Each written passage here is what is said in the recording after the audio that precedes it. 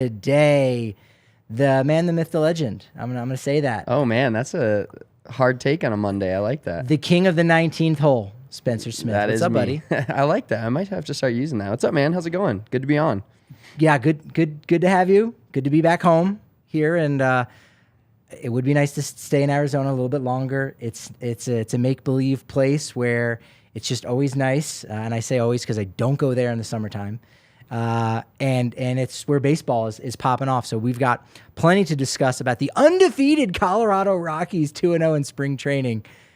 The hype is not real. It's so real. They're averaging 12 runs a game, bro. Well, that part is obviously worth discussing. We'll talk about that. We'll get into some of this pitch clock business because I think a lot of people are up in arms about it. They're not sure what it is, and we still don't know what it is yet. There's still a lot yet to come to figure out with the pitch clock, and we'll provide a little guide to road tripping because now's the time of year where people are going to make that drive down. If you're going to fly in, or if you're going to rent a car, good for you. But if you're road tripping, there's a couple things to figure out. But as you pointed out, 24 runs in 2 games over a 48-hour stretch for the Rockies.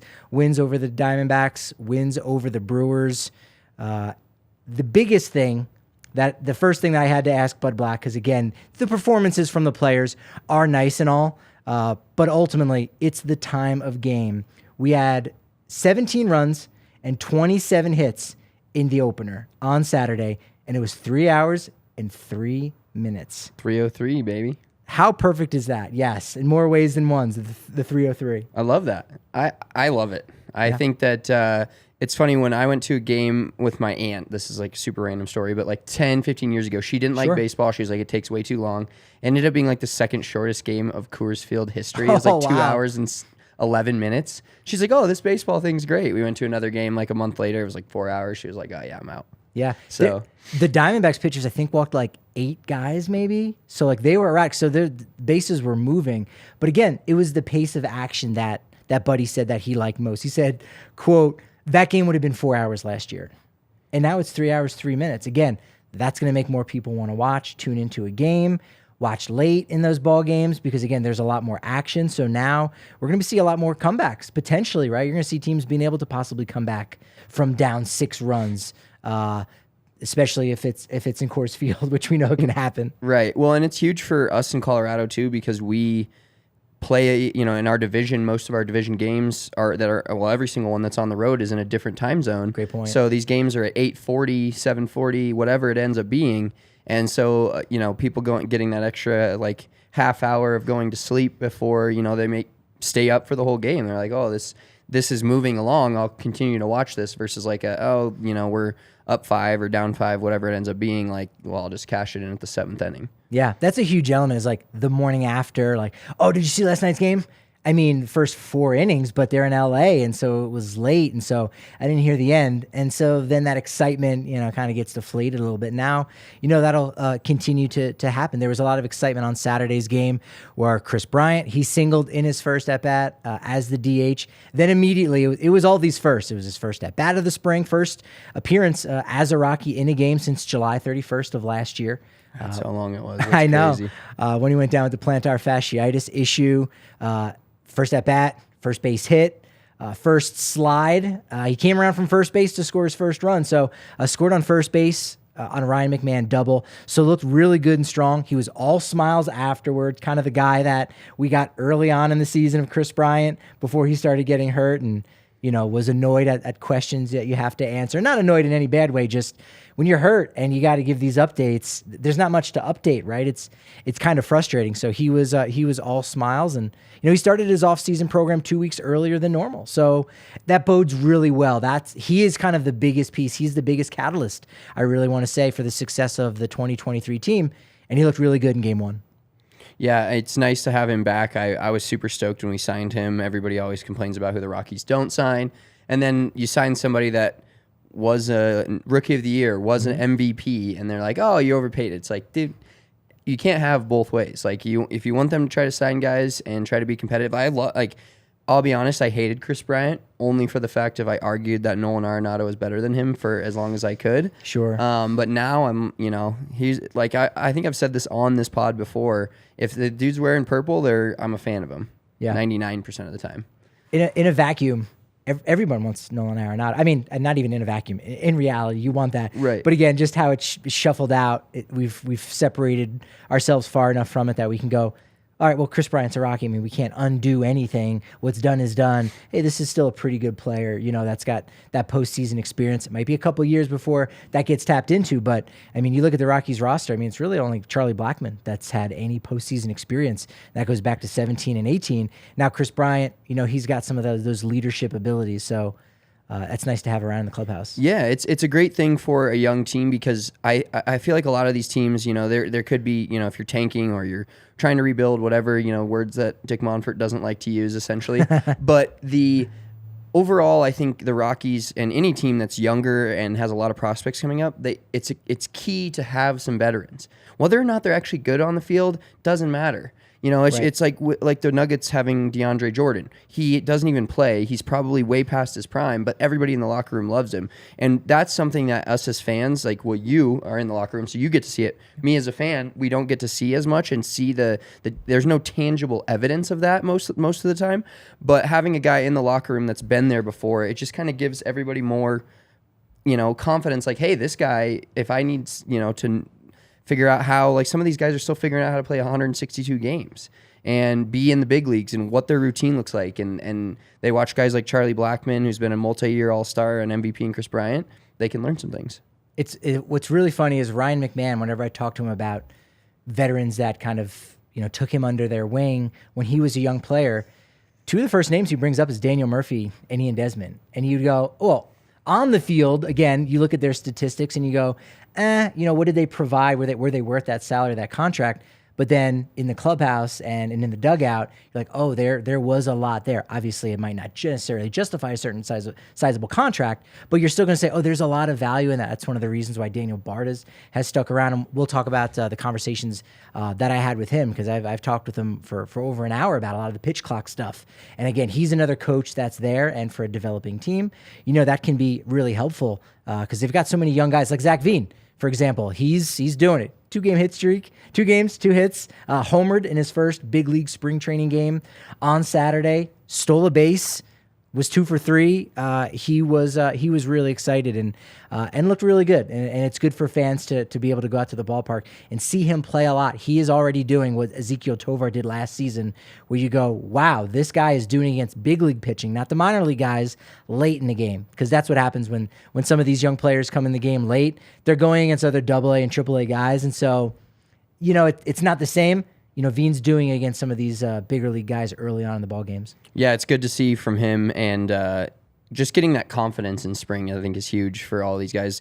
Well, is he going to start the season on the the active roster and be a Rocky? That we don't know, but a big spring could vault him into that, but also just going into AAA, if that's where he ends up being and just raking there, it just gets him more confidence, whereas he doesn't have to feel like he's has to play on the big leagues right away and be the guy that everybody's counting on, because that can break a player for a long time if you're expected to be what Zach Veen, what we hope he is in 5 years down the road, but not ruining his confidence right off the bat and letting him get at bats in spring and then at bats starting the year, whether that's AAA or up with the Rockies. Some of the struggles that he had last year in AA were actually really valuable to him, and a lot of organizations feel that way. They want to see a guy fail. They want him to come up against that before they're in the major leagues, because that becomes problematic. So getting challenged is really important. And everyone that I've talked to, I haven't heard anyone really say that he's not going to debut at some point this year. And I haven't heard anyone say, August or September. It's usually July is that month, if not a lot sooner. On Sunday, a 12-6 win over the Brewers. Kyle Freeland looked really solid over 3 innings, which is a good first start. I think in the past, I want to say first start might be closer to 2 innings, but he was able to go 3 innings to stretch himself out and potentially get ready for an opening day start. I did talk with him a little bit about the fact that he and Marquez both have 2 opening day starts. Whoever gets their next one will be the only player in franchise history with 3 opening day starts. Really? Yes. That's insane. As a guy who likes his Colorado Rockies history, he digs that. Oh, I bet. He doesn't mind. He doesn't care. He's like, Marquez can get he'll get the 3. He feels confident that Marquez will get to 3. And so, of course, I had to quit back. I was like, yeah, but you'll get to 4 then, right? And he laughed. Yeah. He knows, like, that's fine, but that's not that important of a thing for him. Right. Well, and I actually talked with Susie last week about this. I really want him to start the home opener. You know, I'd rather like them set the rotation to where he can start the first game at Coors Field, because Colorado kid, opening day, Coors Field, it's like a holiday around here. Yeah. I think that's a perfect game for him to start. And I think if you're the game 2 starter, you're going to start the home opener there, because that's the 7th game. So that's how math works. Freeland did use PitchCom there. He said for the first time. The Rockies probably should have been using it a little bit more last year. Same with other teams. That's something that we knew was on the way. Arizona Fall League in 2021 was the first time that kind of went out there. But he looked good, and Bud Black after the game on the field discuss Kyle Freeland's 3-inning start on Sunday against the Brewers. With Kyle, first time using the PitchCom, that was a little different. The pitch clock and the PitchCom both. So he was just a little bit out of timing, a little bit out of rhythm, but he'll get used to it. He has another outing here before he goes to the WBC, which they won't be using those. So again, we'll have to, when he comes back, to make sure that he gets enough reps to feel comfortable, but he'll be able to handle it. Bradley in the chat wanting to remind us it could be another 5 years until the Rockies are in the postseason. Yeah, probably could be. But again, all these players that we're talking about today are ultimately going to be a part of that. And some of the veteran guys, too, who've signed long-term deals, they're still going to be around. And if they're not, again, they might talk about a player like Kris Bryant or Kyle Freeland, Herman Marquez, as helping with their development. So that's always interesting. Also on Sunday, the catchers had a big day. 6 RBI for those guys. Brian Serven hit a home run, and Drew Romo actually spoke after the game about his performance. He went 3 for 3 with a triple, a catcher hitting a triple, and a catcher stealing a base. Here he is talking about it on the field. I mean, speed is something that I train a lot, just like back home and stuff. And, I want to be a 5-tool catcher. I want to be able to do it all. So, speed, hit, defense, all that stuff. So speed's important to me. I'm really hungry right now. It's a blessing to be out here with these guys. It's a great organization. I love this team, so I'm very happy. Spence, do you think it's possible for a catcher to actually be a 5-tool player, having the hardest part for a catcher, speed? It's almost impossible, right? Yeah, I'm trying to think back to in the MLB, just like a guy that I thought was even above average speed. And, I'm not too in tune with most of the American League and those guys, but I don't think it's a thing. I don't remember it being a thing. On the other side of that coin, I remember Yadier Molina, if he grounds out to an infielder, he's not even making it 20 feet out of the box before he's headed straight to the dugout. So. And Benji Molina too, same thing. He was ground out, basically didn't even leave the box. He just walked straight to the dugout. I'm gonna throw Jose Molina in there too. He's their brother, so you know what? I'm sorry, you're gonna get lumped in with them. You probably weren't running it out either. No, the only guy that came to mind was Jason Kendall, because he stole a lot of bases when he played. He was a guy, he would bat leadoff once in a while, and I had to look it up. He still only had 187 in his career. So the most stolen bases for a catcher, only 187. Only 9 catchers have ever had 100 stolen bases or more. So that, again, that's an extreme rarity. What do you think the number is for most stolen bases by a Rockies catcher? In a season or total? In a career. Career. What do you think that number is? It's Joe Girardi. Okay. But what do you think that number is? I'm going to go 37. 12. 12. Yeah, okay. I know. That's how low it is. I did also look about Arizona, Tampa Bay, Miami, saying, okay, they were the same length of their franchises. They also have not had guys that stole a lot of bases. Miami, of course, had JT Realmuto, but second after that was 12. Rays, Deontay Navarro had 9. Arizona just traded their all-time leader in catcher steals in Dalton Varsho. He had 9. He's a guy who's not really a catcher anymore. Right. But yeah, you just don't typically see that. So, but that's nice that he's kind of able to add that. And again, I think it's just more about base running. And if you can go first to third on a single, those kind of things are going to be really important. And again, with the larger bases and the shorter base paths, potentially we do see some catchers stealing some bases. But I mean, even 10 in a season seems like a stretch for a catcher, right? Yeah, it seems like he's doing a lot.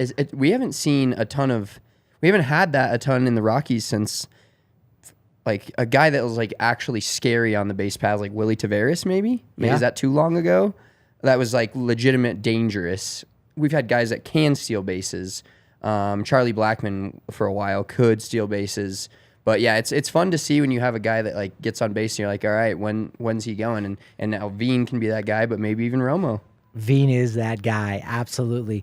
And we are those guys and gals over here on the corner of Colfax, New York, because the DNVR bar is where we got it popping off for all of our diehards. You know, that's where you get 15% off your tab, beer, food alike, 20% off all the gear at DNVR Locker, and 20% off all the party buses that we've got going on, watch parties.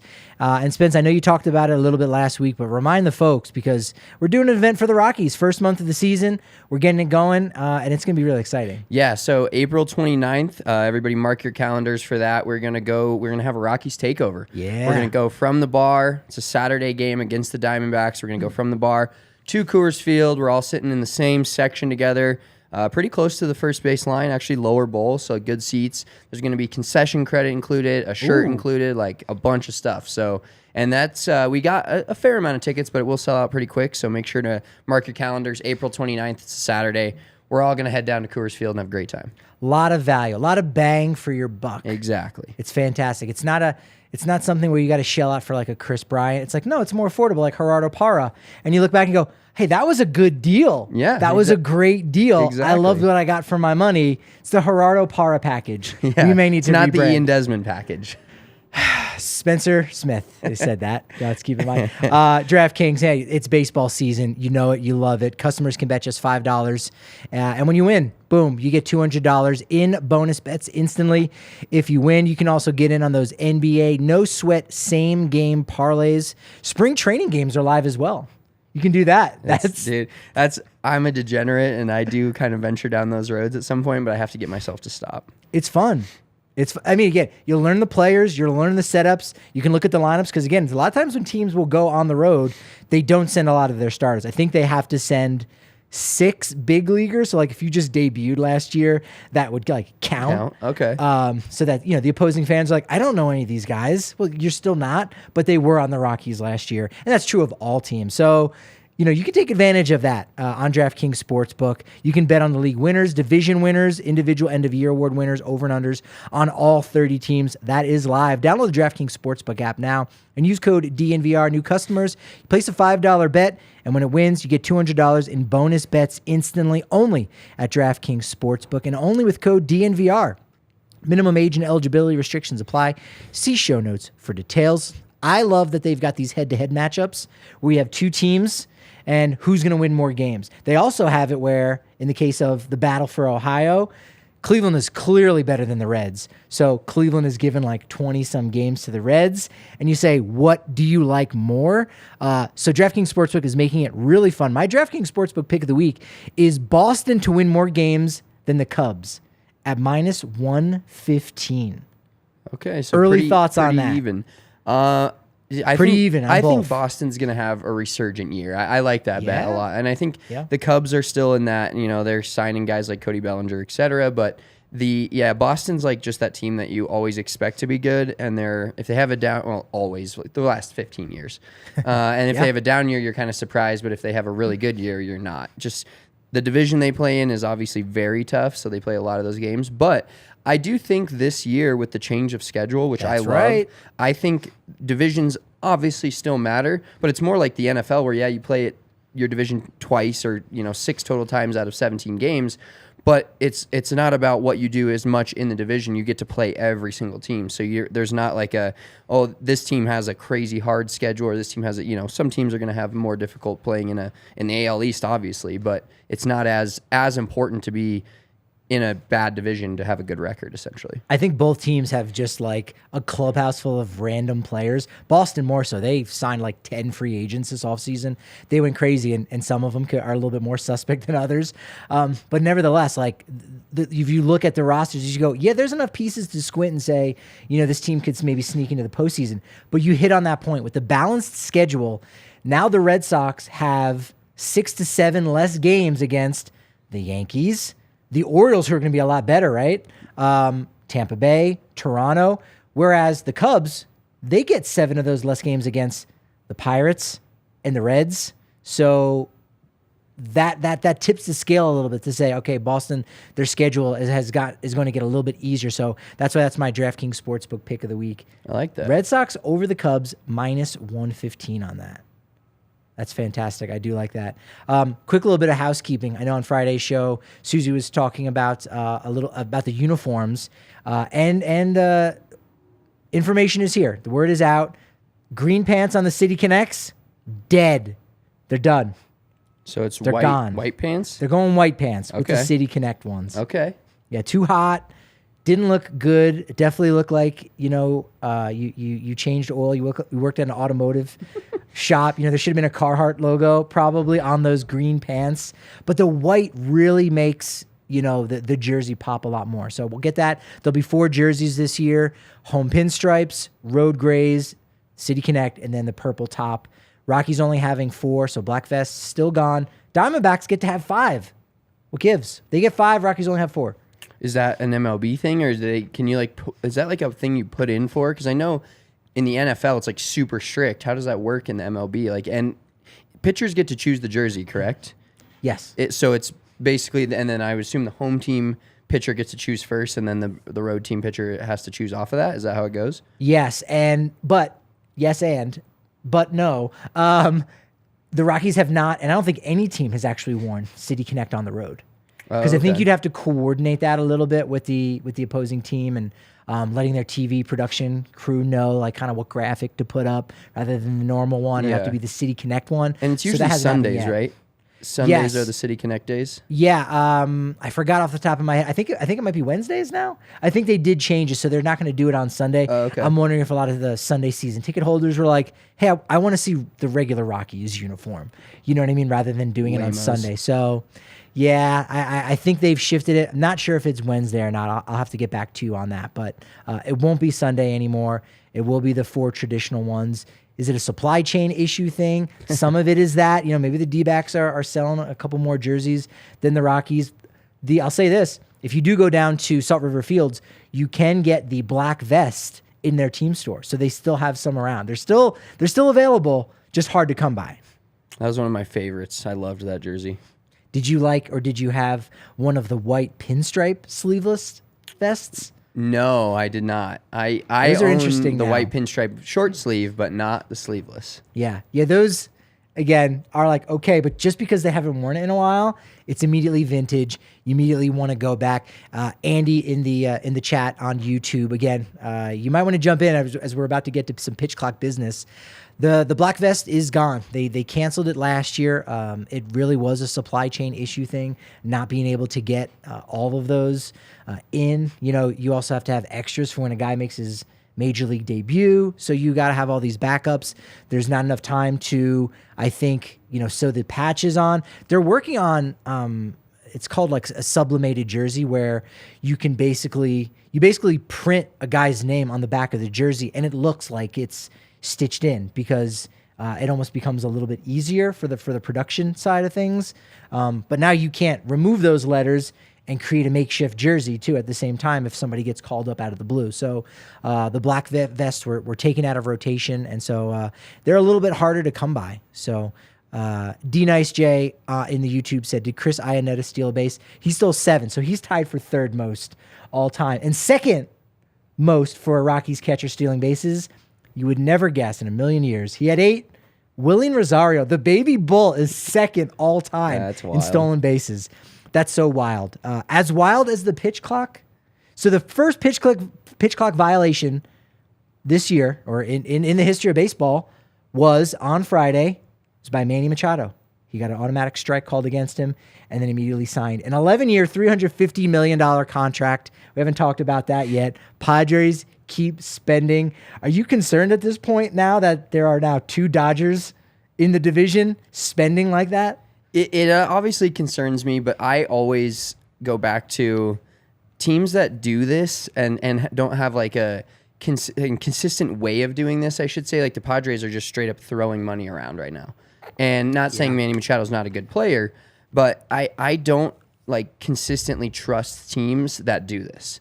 Right. Like the Dodgers do it, but they also have a great farm system. They bring players up. You know, like with the Padres, essentially, they're like, oh yeah, we're making Fernando Tatis learn how to play right field. You know, because they have so many quote unquote great players that they're paying so much money to.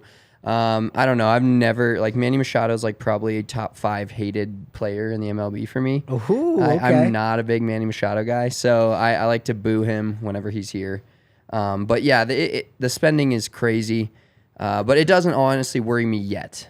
It might 3-4 years down the road, but like because what have the Padres done, right? Yeah, haven't won anything. Exactly. They went to the NLCS, but they didn't go to the World Series. So, all right, you got to prove yourself first. And I liked it because they beat the Dodgers. Like if they wouldn't have if they wouldn't have beat the Dodgers, that was like I wish neither team could win series, but the lesser of the two evils as of right now, for us as a Rockies fan, for me personally, one. Maybe in 5 years that's the opposite, but I don't see the Dodgers going anywhere at any point. So yeah, we had a conversation about that. I thought the lesser of two evils was pulling for the Dodgers over the Padres because the Dodgers are still going to be the Dodgers. You don't want the Padres to be the Dodgers as well. So you know what? Snuff that candle out. Just let the Dodgers go on, do their thing. That's a fun debate. We might have to have a most hated player draft. I would love to do that. I know you're the guy for that. I'm sure you hated on Saturday. We've had a walk-off, right? We know what a walk-off hit is, or a walk-off home run. We also know what a walk-off walk is, right? Bases loaded, you walk in a guy. We know what a guy on third base, you balk in the run, that's a balk-off. Now we have a clock-off. A pitch clock violation. Bases were loaded in Atlanta, in Boston there, in Florida, in the Grapefruit League on Saturday. It was a 6-6 game, full count, or 2 strikes were on the hitter, and the hitter did not get into the box on time. Umpire called dead ball, called a strike on the batter, which meant that was the 3rd strike, which meant that was the 3rd out in the inning. And since they don't play extra innings in spring training, game was over. So it was a clock off and a tie on top of that. Just starting out with a bang. Starting out with a bang, really, really wild that it went down like that. The hitter has to be in the box with their gaze on the pitcher. And I sort of feel like the catcher might have inadvertently deked the hitter because the catcher doesn't have to be squatting. The catcher could be standing up, almost looking around like, yeah, we got a minute until my guy's going to throw a pitch. And the hitter was like, okay, cool, I'll kind of go off your vibes. And because of that, he was not paying attention to the clock, was not ready with 8 seconds remaining, and had the strike called against him. That's how it goes. Yeah, this pitch clock thing is interesting, but I have a take on it. Yeah. I have a lot of takes. Everybody's got takes. But my take is I think it's good for baseball in the sense of we'll see what it ends up being. You know, if there's an important game down the end of the season where this clock off sort of scenario happens, obviously there's going to be a lot to talk about. But I think the good thing about it right now is the MLB struggles just to promote its product. We all know that it's tough in general, and everybody's talking about this. So I think it's a good thing from a standpoint of like it's the game is evolving to a different aspect of, you know, no shifts, which I actually have a question on that I want to ask you at some point, but no shifts, no, you know, pitch clock essential. Like I think that people are going to start talking about these changes and, you know, the talking about the length of time in the games. I saw a tweet from either Jeff Passan or somebody over the weekend that was like, hey, the first 2 games, yes, it's spring training, both under 3 hours. Yeah. It's not only is it making the product in my eyes, a little better for the fans that already watch. Yeah. But for the people that maybe are in and out on baseball, they're like, oh, I kind of watch, I kind of don't. They'll tune in to see the changes, and then maybe they're a reignited fan, if you will. So I think it's good from the standpoint of any publicity is good publicity most of the time. Most of the time, I'm gonna send that disclaimer in there. Sure. But any sport, when you're talking about, you know, there's all these talking heads on, you know, the 4-letter or whatever, have interesting takes that people hate. But what happens when people hate your take? They interact, they respond, it grows the numbers. I think that's good for baseball that people, you know, whether you like it or hate it, you're talking about it. That's what matters. Yeah. And I think that's like the worst case scenario is they hate it, they're talking about it. Because I think the best case scenario, and I think what we will find, is people really like it. Like there's going to be more action now because of these new rules, and the games are going to be quicker. So your experience at the ballpark might not necessarily be better, right? Because you're not there able to hang out as much, right? Maybe there's more things happening. So you weren't able to drink as many Breck brews, whatever it is. But at home, there's way more folks at home.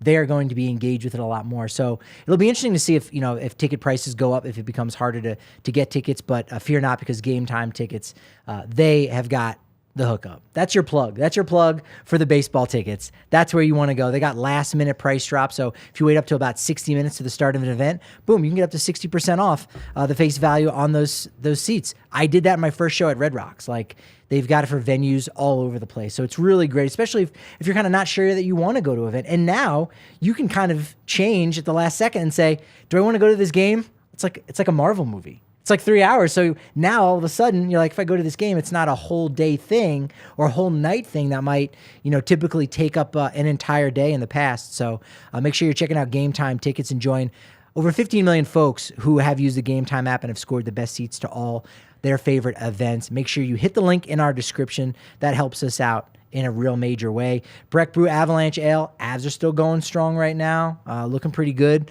Very active on the trade front. You need to be active on the Breck Beer Locator over at breckbrew.com because the Avalanche Ale is the drink of the season right now. It's an American amber that blends pale chocolate, caramel malts. I'm getting hungry just thinking about it. It's almost lunchtime, so. Yeah, it's anytime it's lunchtime. It also means it's beer time. Yeah. It's the Avalanche Ale is versatile and it's a satisfying anytime beer. So, in the past we've called it the Garrett Hampson of Breck beers because it can do a little bit of everything. Now we're gonna have to call it the Harold Castro of Breck beers because Harold Castro is going to be that super utility guy. Okay. Get used to that name. It's fantastic. breckbrew.com to find a beer near you. And man, there's a revolutionary dispensary making it easy for you to explore the benefits of cannabis with privacy and security from the comfort of your own home. Cool thing about Jive Hive, that's JIVEHYVE.com, is that they don't have the typical overhead of a brick and mortar. So boom, you're getting a much better price. You're getting it delivered to your doorstep. You're not running into people in your neighborhood or your community or even coworkers for that matter, depending on what you do. So they've got that lower pricing, privacy, and security. And if the weather's really bad like it was on Wednesday, and I'm sure it will still be, we got to get used to it. It's like the third week in May is like that final dump that we get. I think, last year, did we get one in June? It was like June 1st, maybe. It was pretty close to It that. was I know pretty we had a darn golf close. tournament in May that we had to move back a week because of a dump. Like, not Yeah. just a snow, like a full-on 6 inches. And for some people, especially if you're a teacher, like, hey, you're getting out of school and you're like, this is my time. This is the summer. Let me look forward to it. You're not able to get out of your house because of that late snowstorm. Jive Hive is going to deliver it right to your home. Again, that's JIVEHYVE.com and get your order delivered on the same day or schedule a delivery window so that they can show up to your doorstep and, of course, say hi. They now serve Monument, Falcon, Peyton, Fountain, Woodland Park, Security, Widefield, Aurora, Greenwood Village. That's JIVEHYVE.com. All right, more pitch clock business. Susie Hunter will be calling in at some point today. She's here. Yeah. We got to bring her in. Let's bring in our home girl, covering our first spring training like this. So many questions to ask, but I just want to get her take on things, how things are going. Where are you at right now? Are you in Mesa there at the A's and Rockies game? No, I'm still at Talking Stick. I was going to wait here until we did this because I was like, okay, I can set up here. It's nice and quiet here. So I am still at Talking Stick. I can't tell if it's nice out or if it's too cold out, but otherwise, very lovely, chill Monday morning. Yeah, the awesome thing with the Cactus League is all the ballparks are really close. In the case of Salt River Fields and Hohokam Park, they're really close to one another as well. Where the Cubs play in Mesa is close. Scottsdale Stadium, where the Giants are, that's really nice. Susie, how did you like getting in and seeing the complex from a different angle? Because in the past, you're in the stadium, you're in the fan, enjoying the players. Now, you're moving up in the world, girl. So what was that like today? Yeah, moving up a little bit. No, it's good. I mean, I've definitely spent a good amount of time at Salt River Fields, but it was nice getting in the clubhouse. Everyone seemed like they were in such a good mood. It's good to see, our colleagues that I haven't seen all off season. Thomas Harding is here. Danielle Allentuck is here. They're hysterical as always, but yeah, just good to see everyone. Nice to be here when it's so quiet before the action really starts happening. So far, A+. Yeah, and the facility itself is, next to none. Like it's just absolutely beautiful. Again, I don't know how much you've walked around the backfields or even just walking through the parking lot to see some of the small fields and some that they practice on just for like pitcher fielding drills. And so there's no actual outfield. It almost looks like a small little league field when you walk in. But again, it's top notch. The grass is green. It's popping. It might not be like 80 yet out there in Arizona, but it feels like baseball season, doesn't it, Susie? It does feel like baseball season. It really does. I'm ready for all the baseball foods. It's lunchtime. We just mentioned this. I heard you guys talking about it. I'm hungry. I need to get over to Mesa after this and get some food, get into that press box. Did you get a chance to see any of the players walking around in their very particular footwear or talk to Bud Black this morning to kind of get the lay of the land? Again, just got there, but even still, you feeling anything about today's game or just about the Rockies in general? How are the vibes in the clubhouse?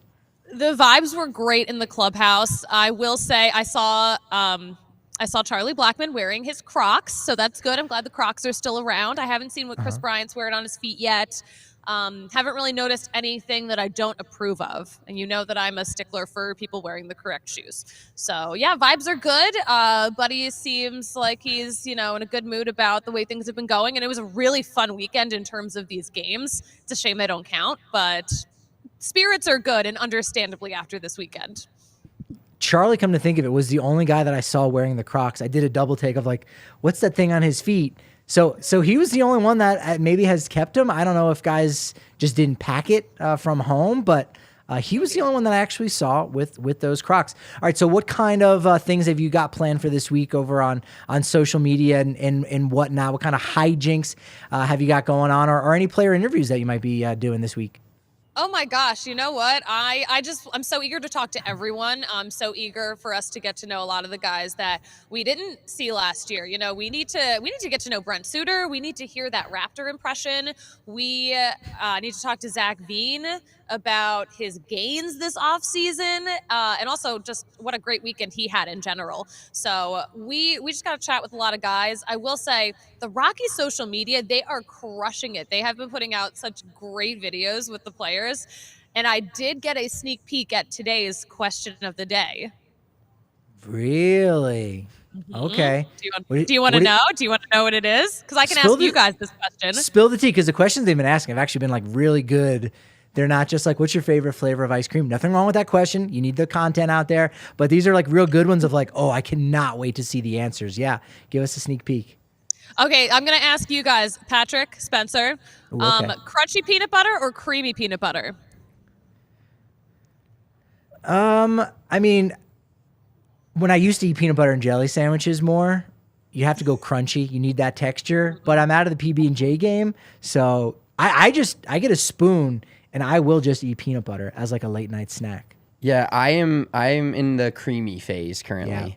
Yeah. I started my life in the creamy phase, went to a crunchy phase for a while, and now I'm back to the creamy phase. I sort of feel like once you have your baby, you got to embrace all of the dad things and the old man stuff. So you got to switch over to crunchy to be like, oh, my dad likes crunchy peanut butter. Get to 30 and it's just crunchy only. Yeah, Both wrong. Crunchy peanut butter is incorrect. It is not the correct form of peanut butter. It's too many textures in one food. You're going to tear up your mouth. I'm so disappointed in you guys. I wonder who's going to say almond butter. That's the real question. Who's going to throw in a curveball on that? Yeah, Brent Suter. Brent Suter would be an almond butter guy. Whatever. Actually, you know what?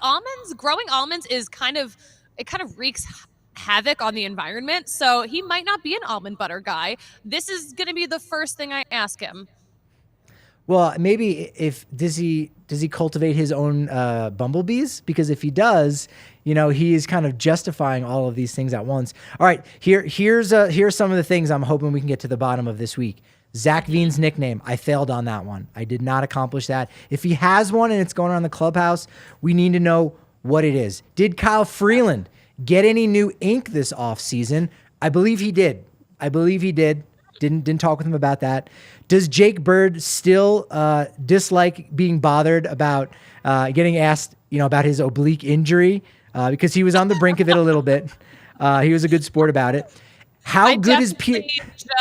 When I saw him, I was like, "Hey, how you feeling? Like, how you feeling?" And he was like, "I'm good, thank you." Marched away quickly. And then how good is Pierce Johnson's Japanese? Because if it's good enough, maybe Shohei Ohtani comes to Colorado. That's reasonable, right? I can connect those dots. Patrick, you are literally an insane person. And then finally, you'll like this one the most, and you probably have already done this for all I know. Did Justin Lawrence compare notes with Cole Tucker on hair care products and managing their curls? That you probably already have that answer. Save it for tomorrow. Save that answer. I know you already know it. For tomorrow, yeah. No, I love talking hair. So if I wasn't doing this, I would probably be a hairstylist. That is my passion outside of baseball. That's awesome. Well, have a good time at the game today and enjoy covering what is still an undefeated season. So we just kind of hope that the jinx of rooting for Phillies teams all throughout, the off season does not come to Rockies camp. We can't afford a loss here.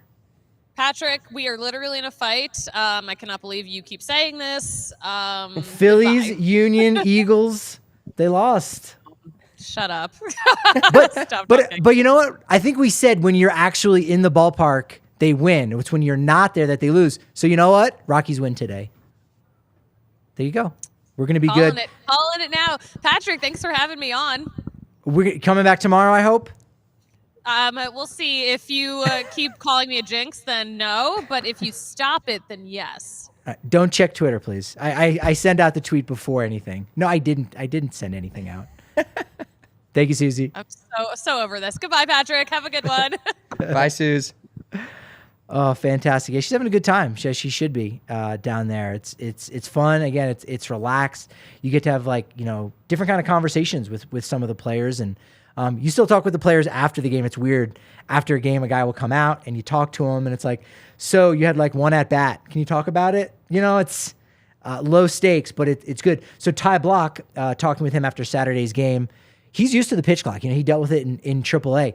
One of the most interesting things about the pitch clock is he threw a pitch with a ball boy still on the field, behind home plate. Yeah. So we're moving so quickly, and these guys, they've got the elbow pads, right? The ankle guard that they wear for when they're hitting. They take it off, give it to the first base coach, and the first base coach could just hold on to it.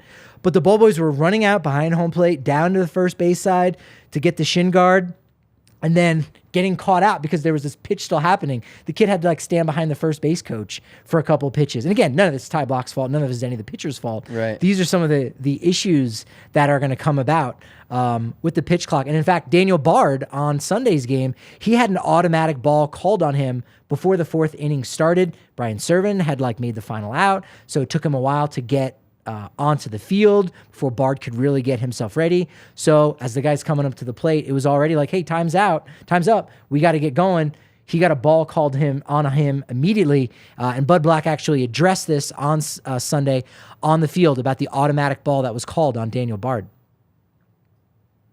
Bardo threw a pitch inside the 30-second time frame. So it's something that the relief pitchers are going to have to get used to coming out of the bullpen, right, to be aware of where that clock is when they throw their last pitch. The umpire is going to signal one more pitch at the 40-second mark, and Bard threw it with 28 seconds left.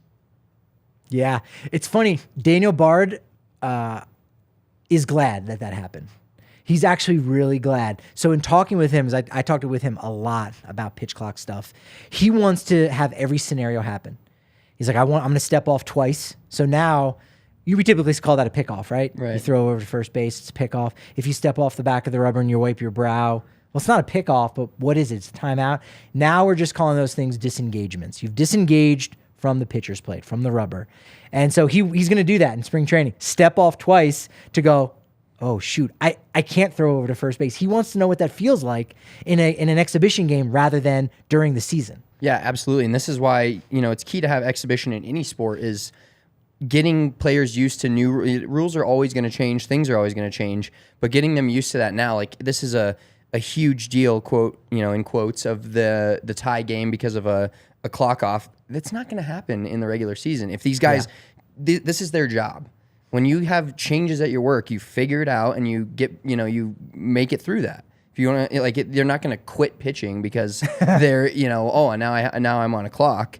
And then pitchers get to dictate the game kind of more now, which will be interesting to see if they, enjoy it. One question I had for you regarding this is the Q&A session. You can go and slide in the chat here on YouTube. We'll see if we can get to as many of these as we can. Fire away on the pitch clock. Okay, do we get first of all, explain the exact timing, just quick to me. So when there's nobody on base, it's 15 seconds. When there's a runner on, it's 20. From the second they receive the ball back in their glove to the second the next pitch has to be released.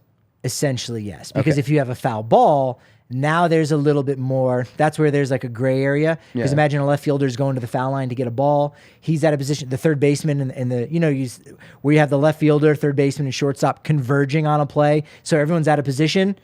You don't start 20 seconds from there. Let them kind of get back. They're going to have to hustle. Yeah. But so there's going to be a little bit of that wiggle room, but that's when that clock starts.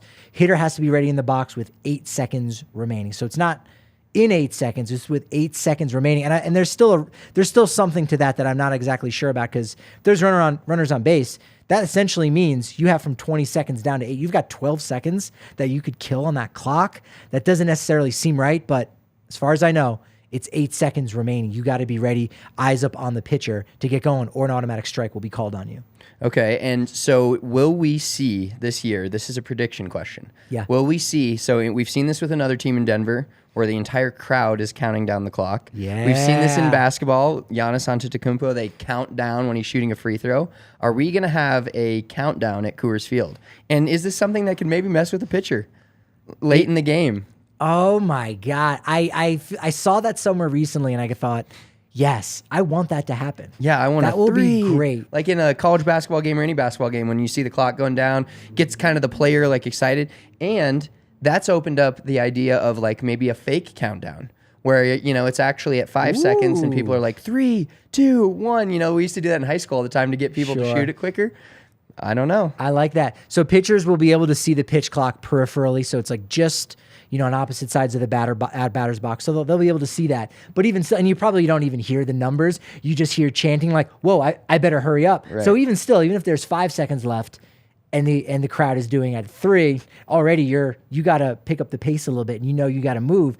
Another thing that Bard said too is this is a cardio workout. If you're throwing any more than 10 pitches, you're feeling it, because instead of being able to take that big deep breath, step off the back of the mound, clean your cleats for a little bit, bounce the rosin bag around. Now you got to go and throw the next pitch. So that's going to keep a lot more action. Get the tweets ready, because we're going to see 3, 2, 1, pitch, blast off. Somebody hits a home run. Oh my God, that's perfect. This is what baseball wants, and they're going to get it with that. I love that. I'm excited. I'm actually really excited to see. So is it, if they're in their motion, does the pitch clock stop at that point? So once they start moving. Now, you can't get crazy where all of a sudden you're doing Hideo Nomo and you're pausing back for 3 seconds. Let me catch my breath here, and then go forward. They're gonna be looking at that. You can't do that. But you can also quick pitch. That's another thing some of the guys have been talking about, is at that 8-second mark, if the hitter's kind of looking up, but he's not fully engaged or he hasn't been paying attention, and you're coming from the stretch, boom, you just step and you fire. So there's going to be a lot more of those quick pitches. There could even be guys deking the pitcher and saying, I want you to think I'm not ready, but I'm ready, so that you can just fire one right down the main street there, the center of the plate. So we're going to have that kind of cat and mouse games as well. I love it. Just adding more, more strategy into the game, especially from a pitcher's perspective. They can, there's loopholes in every rule. Yes. And I've heard something about maybe asking for a new ball is a thing that could potentially lengthen it. That makes sense. You feel the clock going down, you're just hey, new ball. We'll see, how strict they are on that. And also I think all of the, outrage right now, when a new rule is instated in any sport, you have to enforce it right away. It's just at a school, in anything in life, you get a new rule and you're all right, well, we're really going to try. Now this rule will be enforced all year, but I guarantee you, if a game's important and it's the 9th inning and a closer is about to start his motion with 1 second and the clock goes off, they're not gonna be like, oh nope. Like it's gonna slightly like decrease as we get into it, and then by the end of the season it'll be kind of a normal thing, I think. But right now I think it's just a lot of people are not used to it, and then when you're not used to something, it's not just gonna come easily for these guys, especially in. And I'd love this in golf. I'd love if they had like a pitch clock where these players, once you get up to your ball, like you got X amount of time, because sometimes watching it, you're just like, dude, are you going to throw a pitch or not? Yeah. It's almost like they don't want to throw it. Like they're so scared they don't want to throw it. Now it's like, no, you don't have that time. You have 12 seconds to think, and then you got to get going. Yeah. I was talking with somebody about this regarding, what it means to be down there covering spring training. I almost felt like I was covering a new sport. We're like, well, what happens with this? And then, okay, well, how are you dealing with that? And so I've sort of likened it to someone who, imagine if they just came into the market, they're a good sports journalist, but they don't know a ton about altitude and the Coors Field hangover and all this stuff in the history, and being like, so what's it like when you play at altitude? So like, it's harder for you? Like, tell me about that. Like, it's a brand new thing. The only thing was different about covering spring training this year was, the players and the coaches, they didn't actually have the answer. It wasn't like, well, here's what it's like playing at altitude. They also don't know what it's like dealing with the pitch clock. So it was us like learning from each other. I had suggested to Bard, like, well, what about, because if you throw a pitch with 7 seconds left every time, or six seconds, I was noticing that a lot on Saturday. And then all of a sudden the clock runs out. Well, for the most part, you've been following the clock every time. So you've helped the game speed up quicker, and all of a sudden you just have this one little hiccup, you're going to be penalized for it. So I was like, well, what if you could bank seconds? What if you could bank time? Now, you wouldn't want to bank a minute to be standing there on the mound, but if it was like 3 to 5 seconds, so even if you're saving 5 seconds every time, you only have like that leeway in that gray area. He really liked that idea. That's something that, maybe we'll see in future years as they make tweaks, but it's really interesting to just kind of see how this is going to go. This is going to make for a lot more action, and I think fans aren't even going to really notice it at all. It's just the game's going to move by really quickly. It's going to have a really solid pace, and as you said earlier, it's going to make for a really, really great product. Yeah, I'm excited. One other new rules question I have for you. Yeah. I won't get us too off track because you keep it between the ditches, and I usually take it off the rails. But did you notice with the new shift rule? How many, if you had to guess, how many hits in the first 2 Rockies games would have not been a hit prior? Was there any? I didn't even notice. Well, okay. So, again, Kris Bryant comes out of the game, Noah Davis is out, all the starters come out, and so we missed part of the game. Okay. We went to go down in the field to talk with Buddy, and I didn't even know what inning it was. Like, we got down, the Rockies got the final out because the Diamondbacks were the home team, and I was like, oh, all right, wait, why are they going back out on the field again? And it was actually Dick Momford that had to remind. He goes, because it's not the 9th inning. And I'm like, oh, I don't know what's happening. I looked at the scoreboard really quickly. I wasn't paying attention because we got other things. So kind of to your point, I didn't necessarily notice that. I think I saw a highlight of Matt Olson hitting a ground ball to the right side going through, saying, oh, it's finally a hit for this guy again. And, it was only like after I read it, I go, oh, yeah, that's right. Why wasn't there a defender over there? Oh, yeah, you can't do it. So if you're a hardcore fan, it'll probably be a little bit weird seeing those hits go through and say, oh, why wasn't there somebody there? It should be. But I think that'll go away really quick because people have been watching baseball for decades, and that was never a hit. If you watch amateur sports, if you watch even some minor league games, they're not really doing those shifts because they don't have that data. So now that'll be a normal hit. And baseball will have a better product on their hand in general. I'm excited. I love that rule. Yeah, I'm really leaning into that rule because I don't think it happens a ton with Rockies if I remember correctly. Now, of course, we're going to have a few new faces this year, but I want to say maybe Ryan McMahon and Charlie Blackmon got that treatment a little bit, where there's a guy literally like in short right field playing quote unquote second base, which won't happen. And I'm also interested to see where, if they start, for those guys that pull the ball as a lefty, if they start playing the second baseman, obviously the shortstop's probably going to be as behind second base as he's potentially allowed. Right. But if the second base position almost becomes a short outfield position, just in general of like where there's like they're not going to be on the dirt, I would imagine, for those guys. You have to be on the dirt. Oh, that's you have also to be. part Okay. of it. So, oh, amazing. So if you right, because you could go, oh, well, I'll just stand kind of in front of the right fielder Right. and take that away. Now you're opening up a big center part of the field, Yeah. which I think would have been fine. But I think just to make it a little bit more uniform, let's just go ahead and say you have to be on the dirt. So Okay. they've got that. And in the minors, they've got a whole triangle behind second base, so you can't be like right behind it. You have to be slightly to the left of it. So we'll see if that rule comes into place. But in talking with Bud Black about it, Rockies have a little bit of advantage. They got the reigning NL Gold Glove Award winner at second base. So, you know, the Rockies are going to get their fair share of hits between first and second base. Opposing teams might not get as many because Rogers has some range. He's really good going to his left, making those diving plays. So he might be able to steal a lot more bases and might even be a favorite to win the Gold Glove again in the National League at second base. I love that. Could be interesting. Yeah. We could talk plenty more about that. Just real quick, because we said it, the guide to spring training, do you have to have somebody with you when you drive, or you go solo? I went solo, but I'm crazy like that. When I drove down to Arizona for 2 weeks before you guys for the waste recently. management, it was with my brother, who he's my brother, he's my best friend, but I also was very annoyed with him a lot of the time. He decided to tell me how to drive, which I can't stand. Ooh, that's rough. And it was like the backhanded, like, isn't the speed limit 65 here? You know, those kind of things versus like, hey, dude, you should probably slow down. I'm like, dude, I'm driving. You can, sit there, be on your phone, whatever.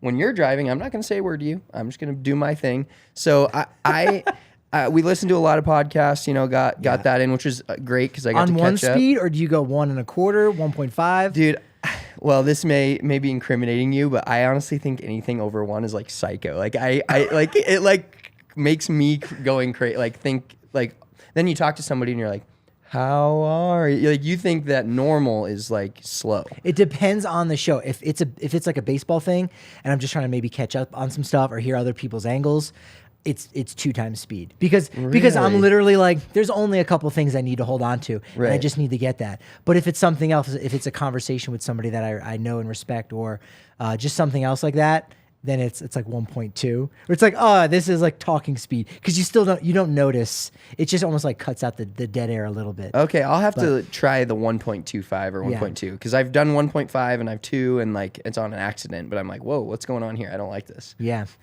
I feel you have to stop for your gas and your food kind of simultaneously, and bathroom, to cut down the stops, because that's the thing that. So if you're hammering in the left lane, sometimes you got to hammer in the right lane to get around people that aren't passing on the left. That drove me nuts. You lose all that ground you just gained because you keep having to stop. So you got to do a 3 and 1. Hey, I'm going to start my gas. I'm going to go and use the bathroom, grab a snack, whatever it is. You should already have your snacks. It's more for meals. Chipotle was kind of the thing I thought, let me go get a Chipotle kind of thing. On the way down, I had a sandwich, so I was good. On the way back, sexy pizza in Trinidad. Really? That was what I had, eating some pizza while driving. Man, you made it a long ways before you had to get a meal. That's impressive. It was a lot of snacks at that point. Had to drive through driving snow, where I was the only one on the road in Tonto National Forest. A couple cars had kind of like wiped out a little bit, but made it through. I had to go through the fire to get out. Then there was a dust storm in Albuquerque, so like I had snow and mud and dirt on my car, but survived. Yeah. It was good. It's actually not that bad of a drive. Like, it feels like it goes by pretty quick. It's just that right. If it was a little bit longer, it would be a lot harder to do it in a day. Oh, absolutely. Yeah. That 12 hours, like you get to that 11 and a half. Once you get that last hour where you're pretty close to your house, you make hourly drives almost daily, or most people do. You're like, I can handle this. But once it gets past that, you're like, dude, and if you stop a ton where you're just like you said, wasting all that time that you just made up because you were flying, right? It kind of feels like it's almost like you don't want to stop. 14 miles an hour over the limit. That's the sweet spot. That is the for sweet long spot. Distance. Okay. 14. So that's the way to go. So if those are some of the tips. You can obviously reach out to us on social media if you need more of those tips. If you are driving down to Arizona to take any of the Cactus League games for the Rockies, it's great. The 2 farthest ballparks are 45 minutes away. You can go to all the ballparks, all the games if you want to. It's really great. We got some great content coming from Susie. Really excited for you guys to see it. At DNVR_Rockies. At Patrick D. Lyons is where I'm at on Twitter.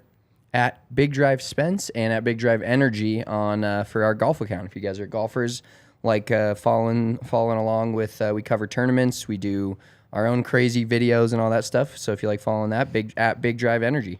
You got podcasts too. Make sure you're checking that out as well. Weekly podcasts. So it's the year to kind of get back into golf again. You know, it's that time where it's getting going. Yeah, exactly. It's about golf season here in Colorado. If this snow would melt, I'm over it. Like I was jealous that you were in Arizona. Now very jealous of Susie. I want to be back there. Yeah. I'm glad at least the snow is off the ground, because I was worried that was going to be hard kind of seeing, you know, with the cacti, the grass, the trees, and then coming back to snow. But a lot of it is melted. It was warm on Sunday, apparently. Yes, so, we got a lot of it gone. So it feels like it's getting to be spring. It's like 50 this morning. This is good. Yeah, it's baseball season. Yep, we're here. We're almost here. No better place than right here, and no better place to build momentum than with us on DNVR Rockies. But unfortunately, Spence, you know what they say about that momentum you build? It's only as good as your next show. So we will talk to you tomorrow live at 11 a.m. on the DNVR Sports channel on YouTube.